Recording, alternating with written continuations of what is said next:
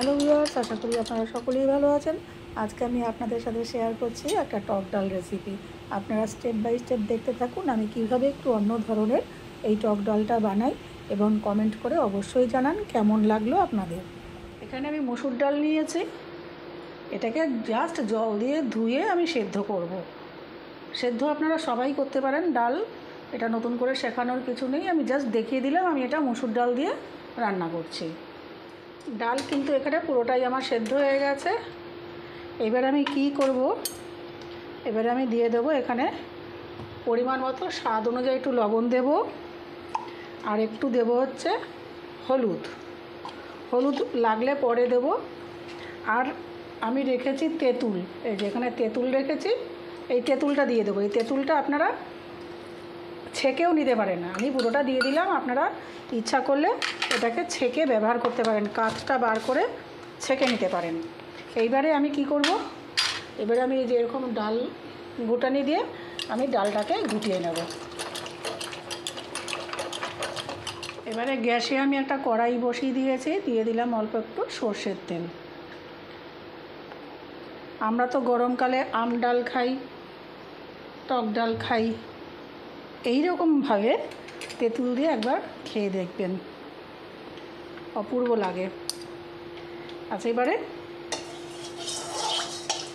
আমার রেসিপিগুলি যদি আপনাদের ভালো লেগে থাকে তাহলে আমার চ্যানেলটিকে অবশ্যই সাবস্ক্রাইব, লাইক, শেয়ার ও কমেন্ট করবেন। কমেন্ট করলে মোটিভেট হই, নতুন নতুন রান্না শেয়ার করার একটা উৎসাহ পাই।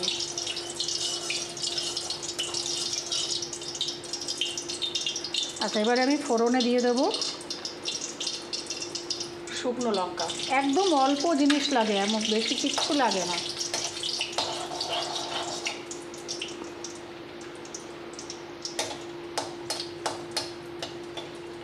শুকনো লঙ্কাটা একটু ভাজা ভাজা হয়ে আসলে, গন্ধ বেরোলে দিয়ে দেবো একটা ছোট পেঁয়াজ কুচি।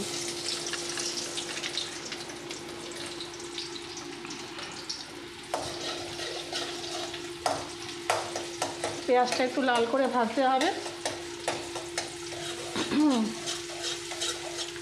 আপনারা এরকম ডাল করে খান কি না আমাকে অবশ্যই কমেন্ট বক্সে জানাবেন। আমি তো খাই, গরমকালে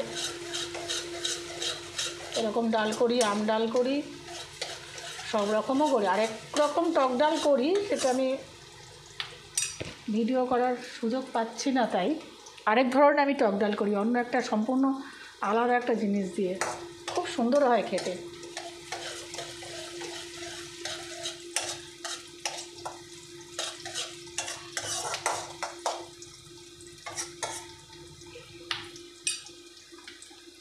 আচ্ছা, এবারে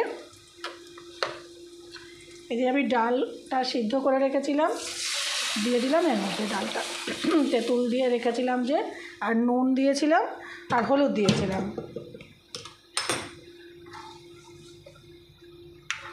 আপনারা যদি একটু পাতলা ডাল খান তাহলে একটু জল মেশাবেন।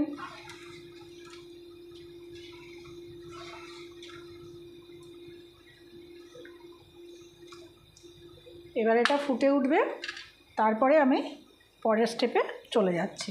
ফুটে উঠুক। আচ্ছা, এখানে ডালটা ফুটতে শুরু করেছে, আমি একটু টেস্ট করে নিয়েছিলাম, এখানে লবণ কম হয়েছে, তাই আমি দিয়ে দিলাম একটু লবণ।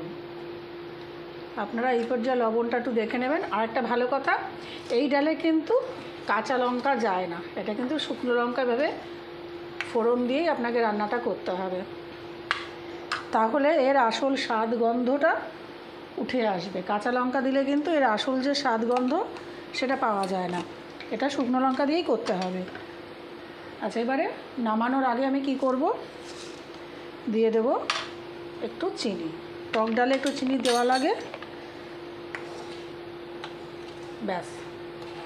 এবার এটা আরেকবার ভালো করে ফুটে দিলেই আমি নামিয়ে রাখবো। তৈরি আমার পাকা তেঁতুল দিয়ে মসুর ডাল, গরমকালের একদম উপযোগী একটা ডাল। ফিরে আসছি প্লেটিং করে।